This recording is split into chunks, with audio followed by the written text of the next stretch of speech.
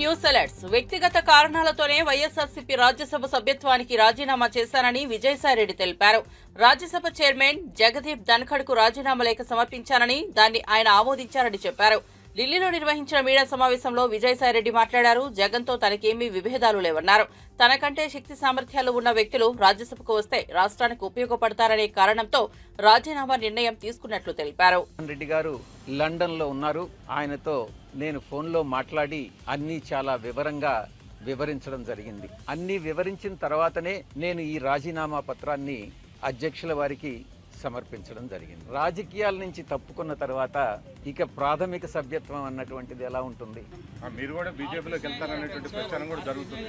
నా సుదీర్ఘ రాజకీయ జీవితంలో నేను ఏ రోజు అబద్ధాలు చెప్పలేదు. హిందూ ధర్మాన్ని నమ్మినటువంటి వ్యక్తిగా నేను అబద్ధాలు చెప్తాను అని చెప్పను.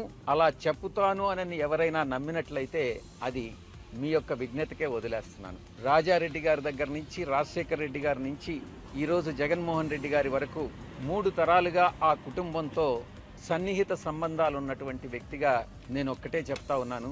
ఈ జీవిత కాలంలో ఏ రోజు కూడా ఆ కుటుంబంతో విభేదాలు అన్నటువంటివి రావు, ఇంతవరకు లేవు, భవిష్యత్తులో కూడా వచ్చేటటువంటి అవకాశం లేదు. 2011వ సంవత్సరం ఆగస్టు 10వ తారీఖున ఎఫ్ఐఆర్స్ ఫైల్ చేయడం జరిగింది. అప్పట్లో నన్ను అప్రూవర్గా మారమని ఎంత బలవంత పెట్టినా కూడా ఆ కుటుంబానికి సన్నిహిత సంబంధాలు కలిగినటువంటి వ్యక్తిగా నేను అప్రూవర్ కావడానికి నిరాకరించాను. ఆ రోజు పరిస్థితే ఈ రోజు కూడా. ఎటువంటి పరిస్థితుల్లో దైవాన్ని నమ్మేటటువంటి వ్యక్తి ఎప్పుడు కూడా అబద్ధాలు చెప్పడు, ఒక వ్యక్తికి మోసం చేయడు, నమ్మక ద్రోహం అన్నటువంటిది ఉండదు, వెన్నుపోటు రాజకీయాలు, వెన్నుపోటు వ్యాపార లావాదేవీలు ఉండవు అని నేను చాలా స్పష్టంగా చెప్తాను. కాకినాడ సీపోర్ట్స్ లిమిటెడ్ కేసు ఇంతవరకు నా మీద లుకౌట్ నోటీస్ ఇచ్చారు. నన్ను అక్యూజ్డ్ నెంబర్ 2గా చేశారు. ఇంతవరకు నన్ను సిఐడి పిలవలేదు. ఈడీ వాళ్ళు పిలిచినప్పుడు నేను ఒక్కటే చెప్పాను, కేవీ రావు అనేటటువంటి వ్యక్తి ఏదైనా ఒక సోషల్ ఫంక్షన్లో కలిస్తే నమస్తే నమస్తే అని చెప్పడమే కానీ ఆయనతో నాకు ఎటువంటి సన్నిహిత సంబంధాలు కానీ వ్యాపార లావాదేవీలు కానీ లేవు, నా మీద చేసినటువంటి ఆరోపణలన్నీ తప్పు అన్నటువంటిది చాలా స్పష్టంగా చెప్పడం జరిగింది. కేవీ రావు గారు చెప్పేది నిజంగానైతే ఆయన పిల్లల మీద ప్రమాణం చేసి చెప్పమని చెప్పండి. నేను చెప్పేది, నేను నిజంగా విక్రాంత్ రెడ్డిని ఆయన దగ్గరికి పంపించాను అని అన్నటువంటి విషయం నేను నా పిల్లల మీద ప్రమాణం చేసి నేను చెప్తాను. నాకు కాకినాడ సీపోర్టు విషయంగా ఆ ట్రాన్సాక్షన్ గురించి ఏ రోజు నాకు ఎవ్వరూ చెప్పలేదు, నాకు తెలియదు. కేసు పెట్టిన తరువాత పూర్తిగా వివరాలన్నీ సేకరించిన తర్వాత అప్పుడే నాకు కాకినాడ రాష్ట్రంలో మహిళలు, బాలికలను రక్షించే బాధ్యత ఎన్డీఏ కూటమి ప్రభుత్వానిదని హోంమంత్రి వంగలపూడి అనిత స్పష్టం చేశారు. పిల్లలను రక్షించే బాధ్యతను మాకు ఎవరో గుర్తు చేయాల్సిన అవసరం లేదన్నారు. మా బాధ్యత మాకు తెలుసు అని హోంమంత్రి అనిత తేల్చి చెప్పారు. ఈ క్రమంలో చిన్నపిల్లలపై రాజకీయాలు చేయొద్దని ఆమె తెలిపారు. ప్రతిపక్షాలు కూటమి ప్రభుత్వంపై బురద చెల్లుతున్నాయని మండిపడ్డారు. మీకు తెలుసు, 5 అల్లరి చేశారు, ఒకరు కోర్టు కేసు, 4 ఇంటికి పంపించాం. చేతులు దులిపించుకోవచ్చు కదా, మేము చేతులు దులుపుకోలేదే. మళ్ళీ అసలు ఇక్కడ ఏం జరిగింది, ఏం జరగబోతోంది, మళ్ళీ ఫర్దర్ గా ఎటువంటి ప్రాబ్లం రాకుండా చూసుకోవాలని చూసుకున్నాం. నిజంగా రెడ్ బుక్ అని మాట్లాడుతున్నారు. మేము నిజంగా గనక రెడ్ బుక్ పరిస్థితే అంటే వాళ్ళు లాస్ట్ 5 సంవత్సరాల్లో చేసిన సిచ్యువేషన్ లోనే మేము చేయాలి అనుకుంటే కనుక ఈ రోజు రోడ్ల మీదకి వచ్చి 6 నెలలకే మాట్లాడతారు వాళ్ళు బయటకు వచ్చి. ఒకసారి మీరే ఆలోచించండి. అసలు యాక్చువల్ గా మేము బయటకు వచ్చినప్పుడు లాస్ట్ 5 years వాళ్ళు అధికారంలో ఉండేటప్పుడు పసుపు చొక్కా బయటకు వేసుకొస్తే కేసులు పెట్టారు, నా మీద అట్రాసిటీ కేసులు పెట్టారు. వీళ్ళు ఈ రోజు ఏమో లా అండ్ ఆర్డర్ల గురించి వీటి గురించి మాట్లాడుతున్నారు.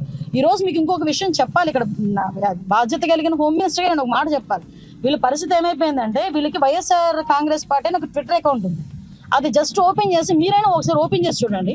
అందులోని 80% ఆఫ్ పోస్టులు ఫేక్.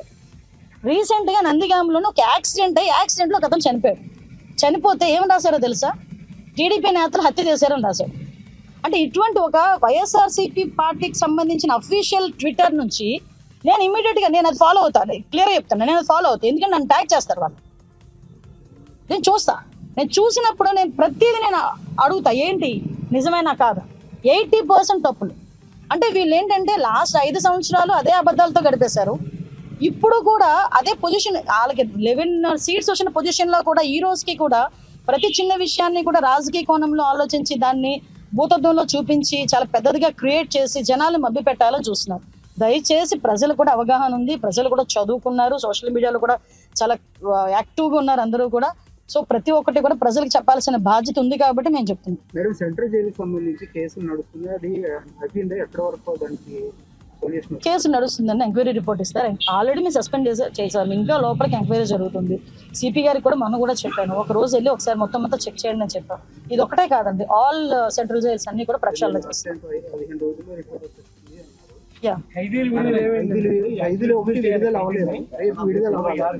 యాక్చువల్ గా ఒక చిన్న ఇష్యూ నడుస్తుందండి, కోర్టు ఇష్యూ నడుస్తుంది, దానివల్ల నాకుంది. మీకు ఇష్యూ ఏంటంటే లాస్ట్ 5 సంవత్సరాలు ఎవరు పట్టించుకోలే. మేము ఇప్పుడు కనీసం ఫైల్ అయినా మూవ్ చేసాం, కొంతమందికి క్షమాభిక్ష ఇవ్వాలి అని ఫైల్ అయినా మూవ్ చేసాం. ఒక చిన్న ప్రాబ్లం అన్నది రైజ్ అయింది, టెక్నికల్ ప్రాబ్లం అవుతుందండి, డెఫినెట్ గా అవుతుంది.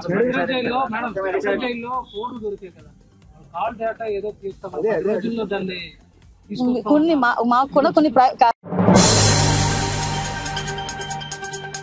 దాదాపు 16 ఏళ్ల తర్వాత తమ ఇల్లు, కార్యాలయాలపై ఐటీ దాడులు జరిగాయని ప్రముఖ నిర్మాత దిల్ రాజు అన్నారు. గడిచిన 4 రోజులు తన నివాస కార్యాలయంలో జరిగిన ఐటీ సోదాలను ఉద్దేశించి ఆయన ప్రెస్ మీట్ నిర్వహించారు. ఈ 4 రోజుల నుంచి ఈ విషయంపై ఆసక్తి కనబరుస్తున్నారు. తెలిసి తెలియని విషయాలతో దీనిని బాగా హైలైట్ చేస్తున్నారు. వ్యాపార రంగంలో ఉన్న వారిపై ఇలాంటి దాడులు సాధారణం. ఈ దాడుల్లో మా ఇల్లు, కార్యాలయంలో ఇంత డబ్బు దొరికింది, ఏవో డాక్యుమెంట్లు దొరికాయంటూ కొన్ని ఛానల్స్ లో వార్తలు హైలైట్ చేశారు. మా దగ్గర అలాంటివేమీ జరగలేదు, మా వద్ద ఎలాంటి అనధికారిక డాక్యుమెంట్లు, డబ్బును అధికారులు గుర్తించలేదని దిల్ రాజు తెలిపారు. ఎవరిది వాళ్ళకి ఇండివిజువల్ గా సెర్చ్ చేసి స్టేట్మెంట్స్ తీసుకుంటారు. అయిన తర్వాత లాస్ట్ డే నిన్న ఆఫీస్లో కన్క్లూడ్ చేస్తారు.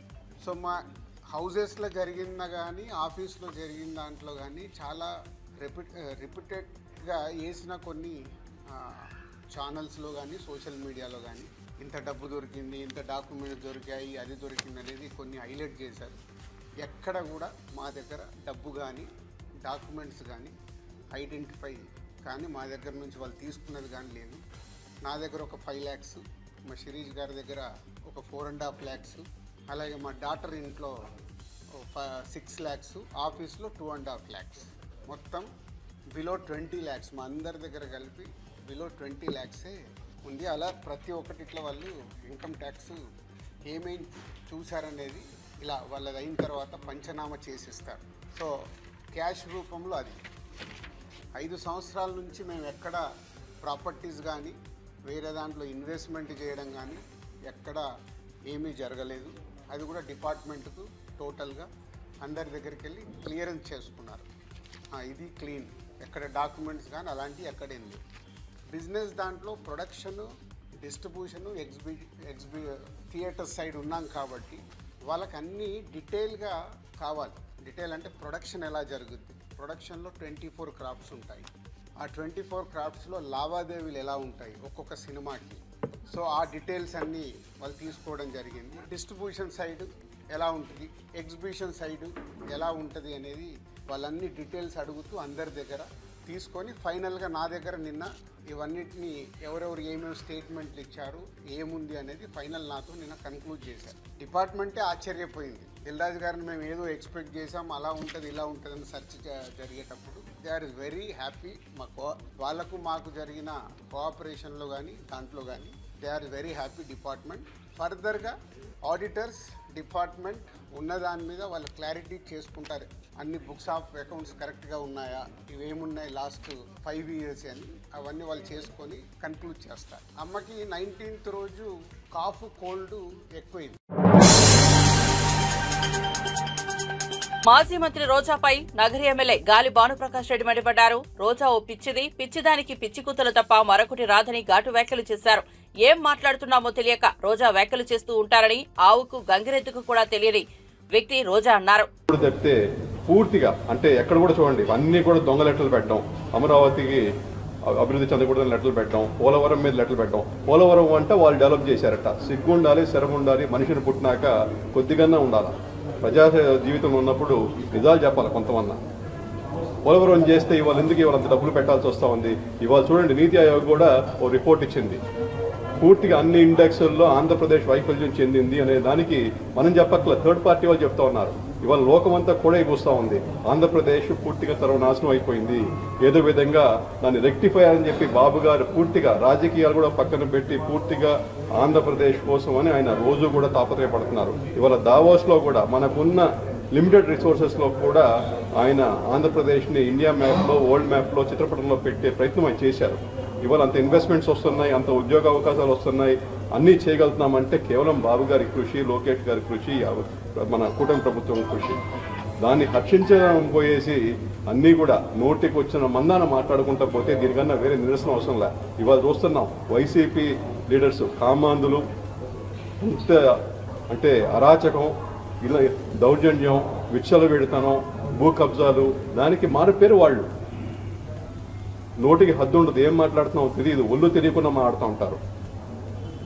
అలాంటి వాళ్ళని ఈ వద్దురా బాబు అని చెప్పేసి ఎప్పుడు లేని రాష్ట్ర చరిత్రలో ఏనాడు లేని విధంగా ఇవాళ మ్యాండేట్ ఇచ్చారు. 124 స్థానాలు 175కి, 175/9కి 11 సీట్లు ఇచ్చి పంపించారు.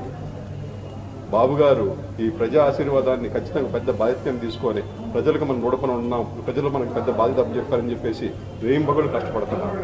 దాన్ని హర్షించాలా. ప్రజలు కూడా ఎక్కడ పోయినా కూడా మేము చాలా స్వేచ్ఛగా ఉన్నాం, అనుకున్నది మాడగలుగుతున్నాం, అనుకున్నది చేయగలుగుతున్నాం, అనుకున్న చోట పోగలుగుతున్నాం అని చెప్పేది ఎక్కడ పోయినా మనం వింటున్నాం. ఖచ్చితంగా బాబు గారికి, లోకేష్ గారికి, పవన్ గారికి పేరు పేరున హృదయపూర్వక శుభాకాంక్షలు. రెడ్ బుక్ రాజ్యాంగం వల్లే ఏపీకి పెట్టుబడి రాలేదు, దావోస్కి వెళ్ళి కట్టుకథలు చెప్తున్నారని చెప్పి నిన్న రోజా రావచ్చు. పిచ్చిదానికి పిచ్చి కూతురు తట్టి ఏమి రావు. దాని గురించి ఎంతసేపు మాట్లాడే టైం వేస్ట్. ఎందుకంటే ఆమెకి ఏం తెలిసావు, తెలిసిన వాళ్ళతో మాట్లాడితే మనం మాట్లాడచ్చు. ఇప్పుడు లాస్ట్ టైం కియా అంటే వాళ్ళు పెట్టారంట, ఇంకేం చెప్పాలి మనం? అంటే మనం ఏం మాట్లాడుతున్నాం ఒళ్ళు తెలియకుండా మాట్లాడేవాడికి ఏం చేయాలా? సమాధానం ఏ విధంగా చెప్పగలం? విజయసాయి రెడ్డి రాజీనామాకు సంబంధించి ఇంకా వాళ్ళ లీడర్షిప్ మీద నమ్మకం లేకనో, లేకపోతే ఇది ఆయనే చెప్పాడు కదా, ఇంకా వేరే చెప్పాల్సి. ఖతర్ రాజధాని దోహాలో ఏపీ మంత్రి నారా లోకేష్ పుట్టినరోజు వేడుకలను ప్రవాసాంధ్రలో ఘనంగా నిర్వహించారు. కార్యక్రమానికి టీడీపీ నాయకులు, శ్రేణులు భారీగా హాజరయ్యారు. కేక్ కట్ చేసి ఒకరికొకరు తినిపించుకున్నారు. ఏపీ అభివృద్ధి కోసం లోకేష్ చేస్తున్న సేవలను ప్రశంసించారు. తెలుగు ప్రజల శ్రేయస్సు కోసం ప్రతి ప్రవాసాంధ్రుడు ఆయనతో కలిసి ముందుకు సాగడానికి సిద్ధమని ప్రతిజ్ఞ చేశారు. Okay G.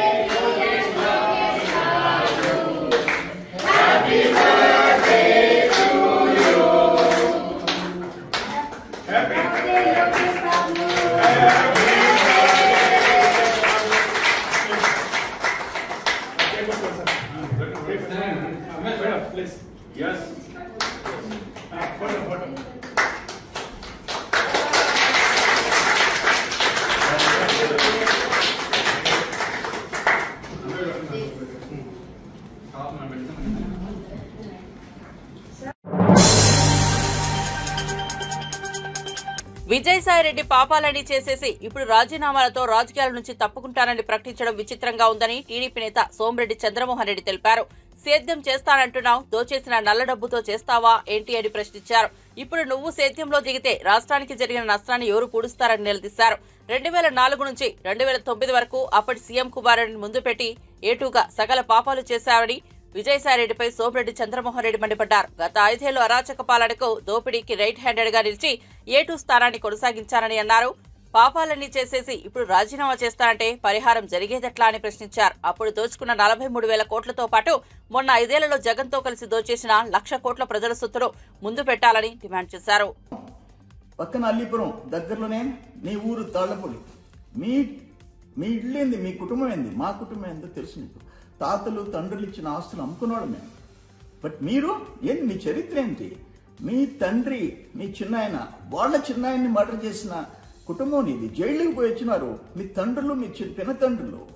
అటువంటి పరిస్థితి మాకు లేదు. మా పెదనాయన కూడా జైలుకి పోయాడు, సోమిరెడ్డి ఆదినారాయణ. స్వాతంత్రం కోసం పోయినాడు.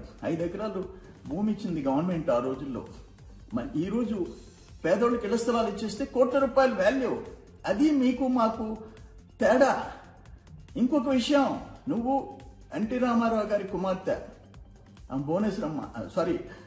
పురంధేశ్వరి గారు, ఆమె గురించి నువ్వు వాడిన భాష ఏంటి, నువ్వు పెట్టిన ట్వీట్లు ఏంటి?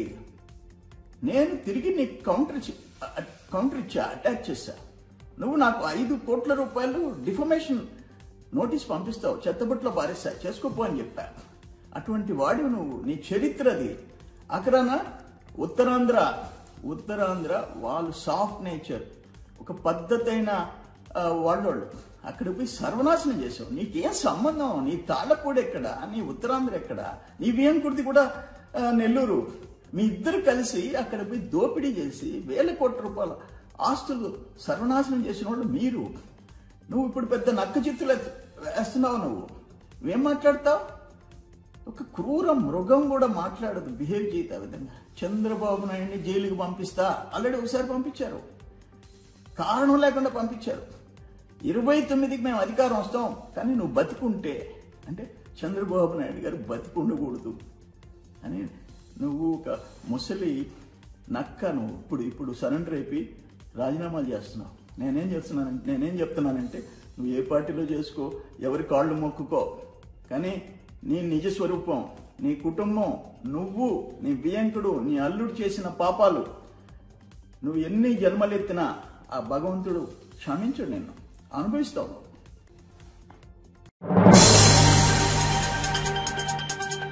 రేవంత్ రెడ్డి ముఖ్యమంత్రి అయ్యాక తెలంగాణ రాష్ట్రం లంచాల అడ్డాగా మారిందని గోషామహల్ బీజేపీ ఎమ్మెల్యే రాజాసింగ్ సంచలన వ్యాఖ్యలు చేశారు. పోలీసు అధికారులు లంచాలు తీసుకోవడంపై ఎమ్మెల్యే తీవ్రస్థాయిలో మండిపడ్డారు. ఈ మేరకు రాజాసింగ్ ఒక వీడియో విడుదల చేశారు. ప్రస్తుతం తెలంగాణ రాష్ట్రం లంచాలకు అడ్డాగా మారిపోయింది. ఒకప్పుడు కానిస్టేబుల్, ఎస్ఐ, ఏసీపీ లంచాలు తీసుకోవాలంటే భయం ఉండేది. కాంగ్రెస్ ప్రభుత్వం వచ్చిన తర్వాత లంచాల దందా పెరిగింది. కరీంనగర్ జిల్లా పరిధిలోని Jammikunta police station inspector Ravikumar కు సంబంధించిన ఓ ఆడియో క్లిప్ వైరల్ అవుతోంది. ఆ ఇన్స్పెక్టర్ ఓ కేసులో 3 లక్షల లంచం తీసుకున్నట్లు ఆ ఆడియోలో ఉంది. ఇన్స్పెక్టర్ బాత్రూంలో డబ్బులు పెట్టినట్లు బాధితుడు చెబుతున్నారు. సీసీటీవీ ఫుటేజ్ చెక్ చేయాలని బాధితుడు ఉన్నతాధికారులు వేడుకుంటున్నట్లు ఆడియోలో ఉందని రాజాసింగ్ తెలిపారు. సీసీటీవీస్ చెక్ చేయండి, నేను ఆయన ఒక కేసులో నాకు డబ్బులు అడిగిండు, నేను బాత్రూమ్ లో డబ్బులు పెట్టిన 3 లక్షలు, అది సీసీటీవీ చెక్ చేయండి అని కూడా ఆ బాధితుడు ఆయన చెప్తుండు.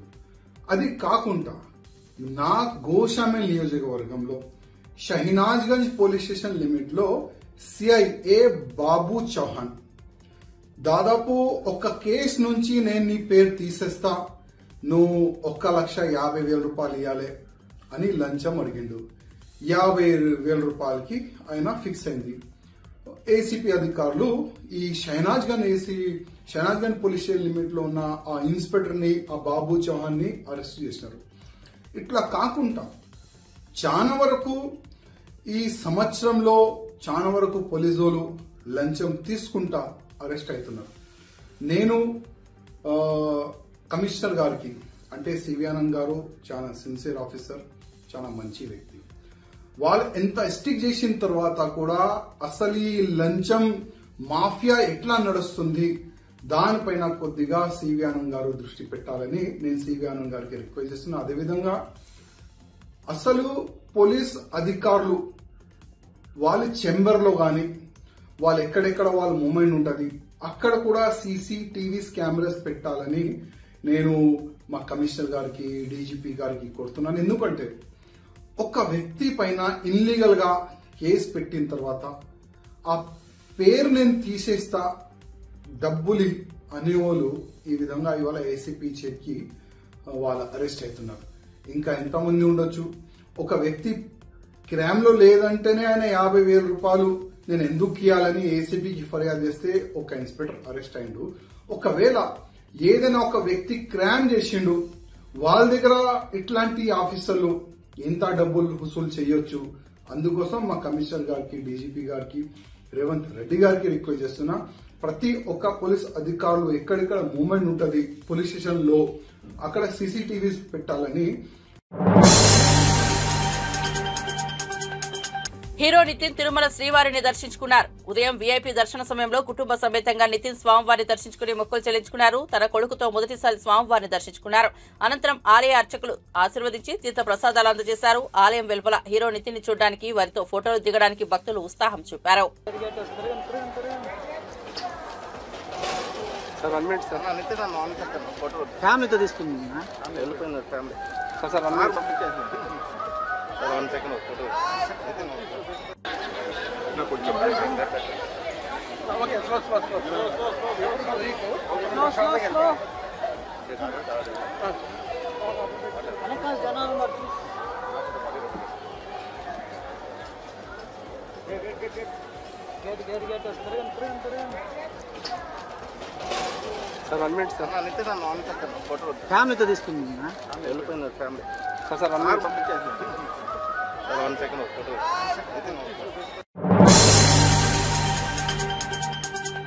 నటీనటులుగా ఎదగాలనుకునే యువత పరిశీలన శక్తిని పెంచుకోవాలని ప్రముఖ హాస్య నటులు బ్రహ్మానందం సూచించారు.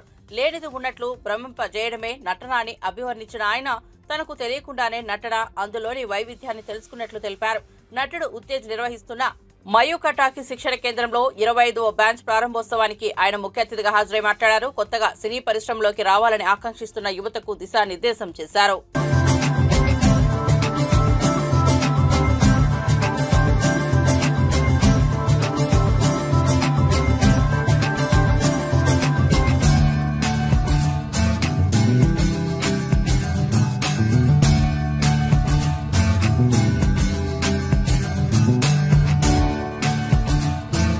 గమ్మత్తైన పేర్లు 2-3 చెప్పాడు. 25వ సంవత్సరం, 25వ తేదీ, 25వ బ్యాచ్, ఇట్లాగా. సో వీళ్ళు నటన గురించి, నటన యొక్క వైదుష్యం గురించి, నటనలో ఉన్న ఇవన్నీ నాకు తెలియదని ఎందుకంటున్నారంటే తెలియకుండానే అది వచ్చేసి. ఇప్పుడు సపోజ్ నాకు తాగుపోతే యాక్టింగ్ రాదు, యాక్టింగ్ వచ్చు, తాగడం రాదు. That is only the. అది మనం చెప్పుకోవాలంటే, మనం తెలుసుకోవాలనేటువంటి విషయం ఏంటంటే, మనకి లేనిది ఉన్నట్టు అది భ్రమింపజేయడమే కదా నటన. అది మనం అది కూడా మనమే చేసింటే, ఒక హత్య చేసేవాడు క్యారెక్టర్ వేసామంటే 4-5 చేసి వస్తాం సార్, తర్వాత చూసుకుందాం, ఇక్కడ న్యాచురల్గా ఉంటుంది అంటే వీల్లేదు. కాబట్టి నటుడికి కావాల్సినటువంటి ముఖ్యమైనటువంటి, నాకు తెలిసిన as far as my little knowledge goes, actor కానీ యాక్ట్రెస్ కానీ కావాల్సింది ఏంటంటే అబ్జర్వేషన్ ఉంటే మనకి ఇప్పుడు వీళ్ళు ఇలా బిహేవ్ చేస్తారు, ఇలా బిహేవ్ చేస్తారు, ఇలా బిహేవ్ చేస్తారు అనేది ఒక అవగాహన మనలో రికార్డ్ చేసుకుని ఉండగలిగితే, ఎక్కడైనా ఏదైనా మనం మాట్లాడాలన్నా, ఎక్కడైనా ఏదైనా మనం చేయాలన్నా దాన్ని రిఫ్లెక్ట్ చేస్తే యాజ్ ఇట్ ఈస్గా రెప్లికాలాగా మనం చేయగలిగితే ఆ క్యారెక్టర్ మనకి కళ్ళ ముందు కనిపిస్తుంది. ఆ క్యారెక్టర్ కళ్ళ ముందు కనిపించాలంటే వాడు ఎలా బిహేవ్ చేస్తాడో మనకు తెలుస్తుంది. అటువంటి మెయిన్ దానికి ఉంటారు, అటువంటి ముఖ్యమైనటువంటి అబ్జర్వేషన్. అటువంటి అబ్జర్వేషన్ మీ అందరూ నేర్చుకుని ఏ క్యారెక్టర్ కావాలంటే ఆ క్యారెక్టర్లోకి దాన్ని పరకాయ ప్రవేశం ఉంటాం. అలాగా ఆ క్యారెక్టర్లోకి వెళ్ళి దాన్ని నటింపజేసేటువంటి తర్వాత కొన్ని చిన్న చిన్న పాజెస్ ఎక్కడ ఏంటి.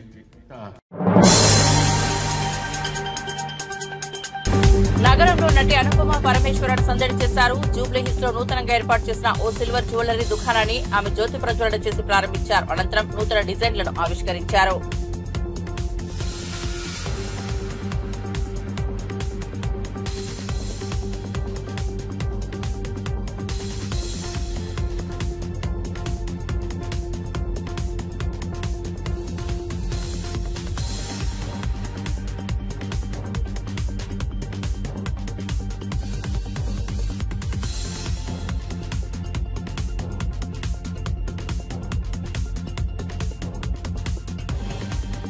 మరిన్ని అప్డేట్స్ కోసం చూస్తూనే ఉండండి విజయ్ టీవీ.